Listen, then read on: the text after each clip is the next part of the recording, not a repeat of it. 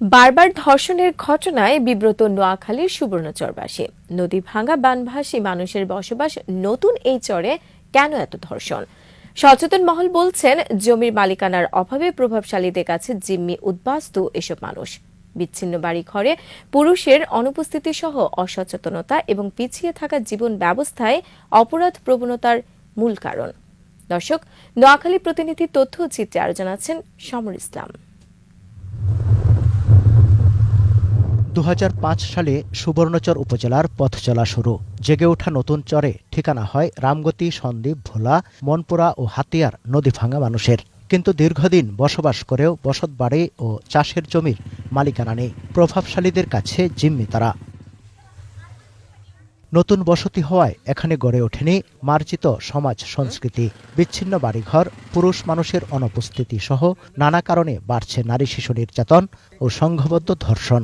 অন্য বিরুদ্ধে প্রতিপক্ষকে ফাঁসাতেও সাজানো ধর্ষণ মামলা করছেন অনেকে। মানুষের বইয়ে আমরা কেরে কইটই না। নারী নির্যাতন অনেক কিছু, অনেক ঘটনা ঘটে এখন তো কে কয় না ডরে বইয়ে। চেয়ারম্যান মেম্বার কাছে আমরা এই জন্য জিম্মিদার। চোরেরা চুরি করতে হয়, নারী নির্যাতনও করে, মানুষের মাল সামান হলে যায়। ধর্ষণ মামলা করলে সুবিধা পায়, তারা বিভিন্নভাবে প্রতিপক্ষকে তারা ফাঁসাতে সুবিধা পায়। সচেতন মহল বলছেন, মামলা হলেও সামাজিক রাজনৈতিক নানা চাপে আপোষ মীমাংসা হয়ে যায়। আছে বিচারের দীর্ঘসূত্রতাও। শাস্তি না হওয়ায় ভীতি কেটে যায় অপরাধীদের। নারীরা সচেতন না হওয়ায় ধর্ষণের আলামত নষ্ট হয়ে যায়। সুবিচার মেলে না সহজে।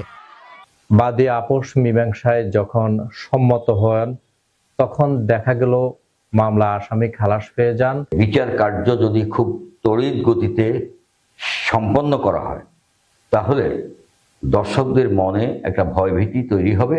তবে পুলিশের দাবি, ধর্ষণের প্রতিটি ঘটনায় আইনের আওতায় আসছে অপরাধীরা। প্রতি মাসে আমাদের বিট পুলিশিং সভা হয় এবং আমরা এই যে আমাদের বিট অফিসাররা এই বিট পুলিশিং সভার মাধ্যমে মানুষের মধ্যে সচেতনতাটা তৈরি করে। নারী অধিকার জোটের তথ্য মতে 2022-23 সালে সুবর্ণচরে নারীর উপর সহিংসতার ঘটনা 22টি। এর মধ্যে হত্যা 5টি, বাকিগুলো ধর্ষণ। সমর ইসলাম, 21 টেলিভিশন।